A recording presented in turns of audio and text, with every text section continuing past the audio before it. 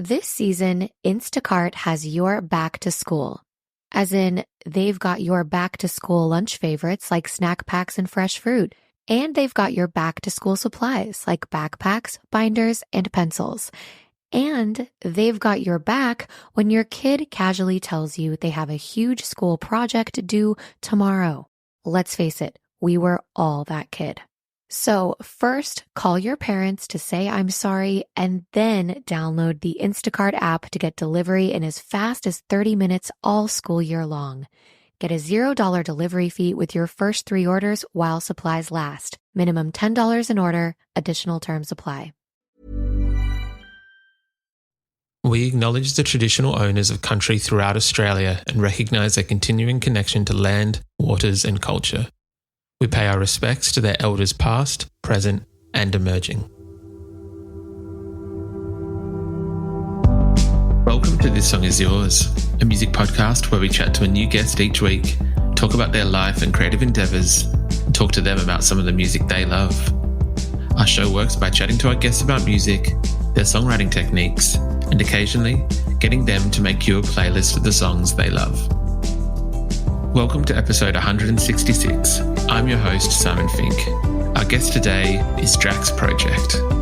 The New Zealand pop and R&B band have returned with their second single for 2022, which is entitled Mad at You. In today's episode, we're speaking with Shaan and Sam from the band about the new single, why their songs resonate with fans, and touring Australia. Here we go. Our guests today are one half of one of the most successful pop bands to come out of New Zealand in recent years. Having started out busking on the streets to now playing shows with artists like Lorde and Ed Sheeran, they've now released their second single for this year, which is entitled Mad at You. Please welcome to This Song Is Yours, Shaan and Sam from Drax Project. Hello, how are we? We're great. How are you? Very well, thank you, gentlemen. Again, thank you for your time today. I know that you are very busy. It's an exciting time for Drax Project at the moment. There is a brand new single out, Mad at You. Congratulations. It's a beautiful song. Thanks. Thank you. That's a nice, yeah, I agree. Really, really proud of it. Really proud of it. It's it feels like it comes from a real place. 100%. I feel that my own personal introduction to the band was through, I guess, some songs that you might refer to as party starters or party bops, depending on how old you are and if you can get away with using the word bop. But this one is more of a straightforward kind of love song, which I feel is there's not as many these days, but there should be. There's something to be said about a good love song. And I'm curious, I guess, to begin with, where did this song come from? What was the catalyst in writing this song? It came from a voice note that's like 6 years old. Yeah, it's just a funny little melody that we had in our bank. I think Matt sent it to our chat one time. He's like, yo, we should put some lyrics to the song. Yeah. I think like the concept as well, like this was written during or just after we'd gotten out of lockdowns in New Zealand. And I think we all had those situations, like we all have partners and you really have those situations when you're forced to be in a space with the person that you love like for such a long time and you don't have a way to get away. There can be those kinds of tensions and stuff, but when you realize that it's all kind of those things are all really small because of the greater feeling that you have. So, yeah. Yeah, it is just a simple love song with a little simple message. Yeah, with a dope melody and a dope beat. I would agree with that. I think you guys you have done a very good job with this one. I'm curious, in Drax Project, as you've said, there was kind of came from a voice memo, voice note from a number of years ago. How does the songwriting process work in the band? Is it that you're all kind of equal lyricists, melody writers, you bring different stuff, or is there kind of one or two that are more prolific in their output? Honestly, I think we all have the same input pretty much from everything. Maybe we'll go through individual periods of prolificness. For example, like this song, like the whole, like Matt, our drummer, is playing guitar, and he made the whole beat, and I think he's singing the intro. Like the harmonies. Like that's all Matt, like our drummer. And so, you know, this song was just like his beat, his thing, and we all lyricized it. Yeah, we all wrote lyrics for it. It's always a big collab. There's very few songs that we put out that are just like someone's song, and even if it was to start with, it ends up being a full collab. Yeah, we all touch it in some way. Yeah. It's quite cool as well because we all will, you know, bring starter ideas into a situation. So it's like, you know, Shaan might have a voice note or something like that, bring it in, and then someone's like, oh, cool, like I've been thinking about this thing, like this concept. And then we'll flesh out some lyrics to do with that and put it to the melody. That might just be a mumble, you know, like a wordless like what we had, like something. That, like Maddie, it was just like a mumble with no lyrics. And we tried to write over there years ago, like. Yeah, but sometimes it's just like not the right time, not the right space. So yeah, and it was really cool as well. We wrote this one with a girl who lives in LA. We did it actually by Zoom. Her name's Maddie Simon. She helped us write some lyrics for it. Yeah, so and she added some. She's amazing. Yeah, she's really good. She I think it was good also, like, you know, having her perspective on it. Having a female perspective. Having a different perspective is really it's nice. Yeah, of course. Has that kind of collaborative nature always been at the core of Drax Project? Is that how it started? Because I think you guys, met in uni or were studying music at uni, and then that's where the kickoff of the band began. I guess maybe in a way, like the fact that we work like that in some way maybe comes from the jazz side of things. You know, like improvisation is like a conversation between whoever is playing at the time. So, and in a way, improvisation is just a different form of composition. So it's composition on the fly. Yeah, it's composition on the fly. So I feel like maybe because we came from that sort of space, it has influenced us a little bit. We don't always write with other people. Yeah, sometimes we just write with the four of us. But yeah, anyway, I feel like that's probably partially built. And also we just all care about all of the parts being as good as they can be. So it's quite funny. Sometimes it can be faster or slower depending on, you know, if you get to a block and someone's like, no, this really has to be different, then sometimes that can slow things down. But I think at the end of the day, the product is always better. The last couple of years, we've all spent a lot of time like working and trying to like perfect, well, what's the word? Work on our crafts, I guess you could say. And so we, like, I think even trust each other even more than we used to in terms of like creation. You know, like Matt's got this beat. This season, Instacart has your back to school. As in, they've got your back to school lunch favorites like snack packs and fresh fruit. And they've got your back to school supplies like backpacks, binders, and pencils. And they've got your back when your kid casually tells you they have a huge school project due tomorrow. Let's face it, we were all that kid. So first, call your parents to say I'm sorry, and then download the Instacart app to get delivery in as fast as 30 minutes all school year long.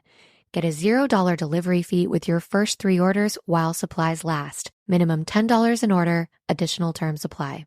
My dad works in B2B marketing. He came by my school for career day and said he was a big ROAS man. Then he told everyone how much he loved calculating his return on ad spend. My friends still laugh at me to this day. Not everyone gets B2B, but with LinkedIn, you'll be able to reach people who do. Get a $100 credit on your next ad campaign. Go to linkedin.com/results to claim your credit. That's linkedin.com/results. Terms and conditions apply. LinkedIn, the place to be. You know, fuck yeah. Sick. Man made the beat. Like, it's awesome. Like, it's perfect. You know, you don't need to even really do much to that. Sam might be like, yo, I want to like add some grit to the 808 or something like that. You know? Yeah. But it's all just like, yeah, someone's got some dope stuff. Or if it's like, I was thinking about, we did this thing. We've done this thing, actually, it's a recent thing where we just, the four of us know the key and the tempo of a song, but we don't know each other's parts. And so we all just write our own parts. I'll write a bass part, Matt will make the drums, Ben will make the guitar, Shaan will make lyrics and melody. And then we just put them all together and see how it sounds. Sometimes it's terrible. And sometimes it's actually really cool what we get out of it. Sometimes we might get like, oh shit, that bass line works real well with the vocals or something. Yeah. But we've done a couple of videos on TikTok for it. But it does actually really work in the sense. Yeah. Cool. Yeah. It definitely we just waffled on for ages. Yeah. No. I appreciate that. I think it kind of does shine through on your music, where you can see that it's not just like a singular instrument focusing on like a melody part and everything else is supporting that. It does kind of sound like all aspects of the music are working well with one another and supporting well with one another.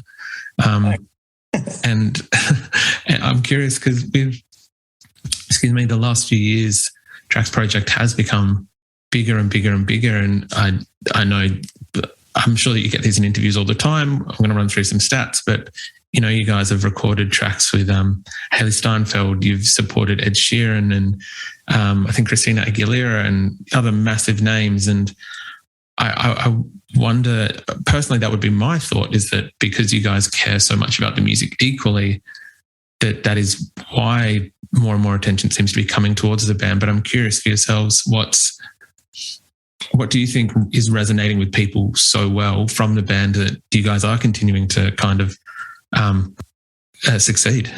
I have no idea. I mean, we can point to a couple of things. I don't know. Like, I think at the core of it, we're writing good music, but I think our story is important too. I don't want to like analyze too much like why people like might like us, but I feel like it's kind of weird one to self-analyze. I feel like if we think about it too much, often that's like detrimental. It's detrimental to the music if we think about it too much. Like, obviously, we're saying we all care about it and we think about it a lot anyway. But there's a balance to be struck, and I think at the end of the day, the thing that shines through, and especially when people come and see us live, is we just have a lot of fun doing it. Like, we're just four friends who have a lot of fun making music. And I think that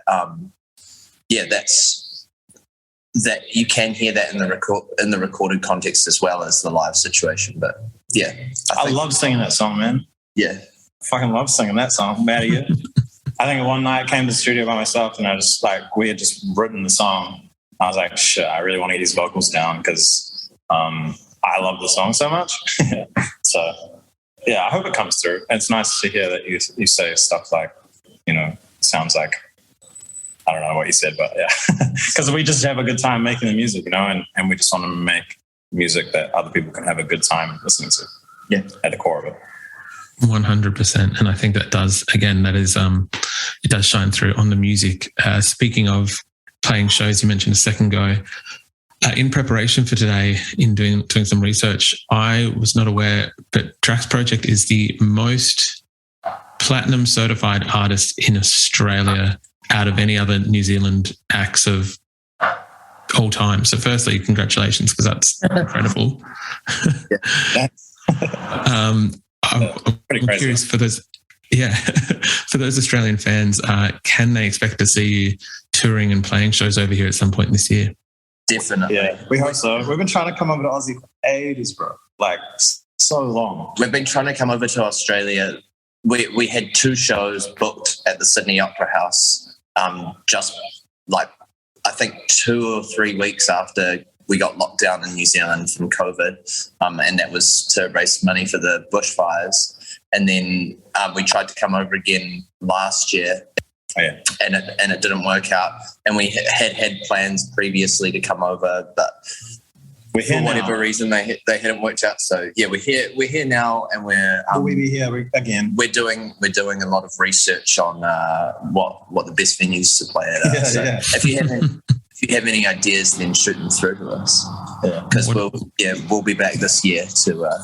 We got a lot of music to release, and we want to play it all live, man. Yeah, and we want to play it to Australians.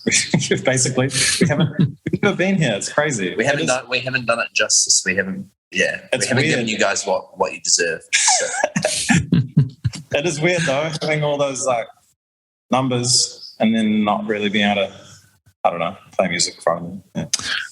in research for today, looking at the fan kind of comments and having a look at how people feel about the band, I know that there's going to be a lot of happy people when you do release those tour dates and do make it across. I know you just mentioned that there's some new music to play. I know that the first single that came out this year was Crazy, and then obviously this second single, Mad at You, is out now. Can we expect an EP or an album, another body of work this year from you?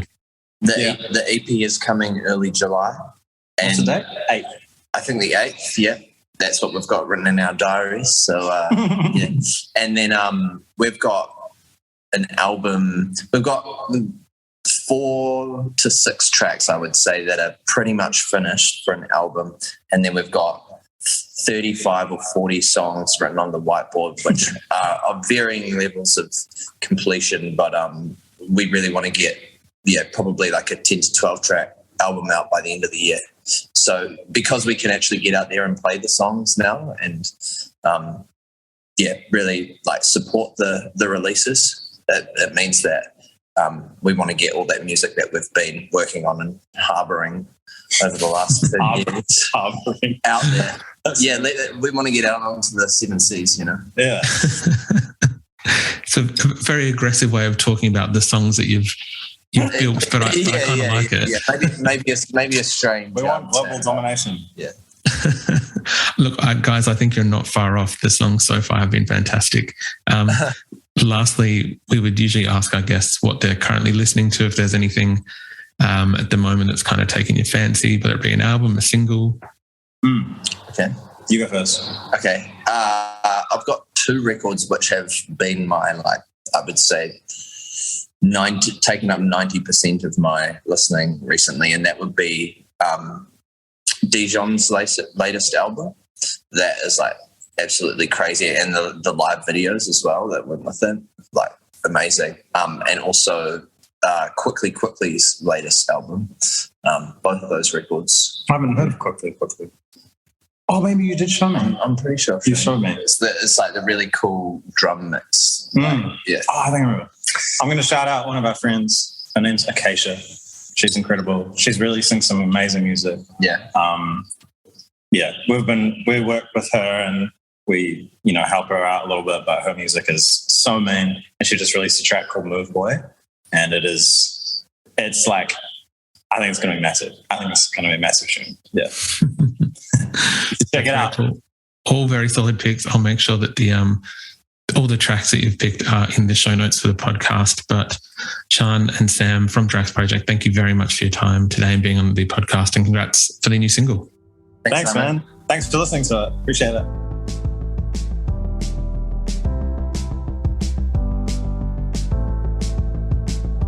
And that's our show. A massive thank you to Drax Project for their time. Mad at You is out now, and we've left links in the show notes if you'd like to stream the single. We also want to give a huge shout out to Sam at Universal Music Australia for helping out with today's interview. If you like this show, please subscribe wherever you get your pods and stay up to date when new episodes are released.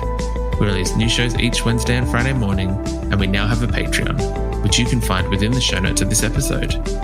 You can follow the playlist profile on Spotify, and you can follow us on Instagram, Facebook, and TikTok. Until next week, cheers.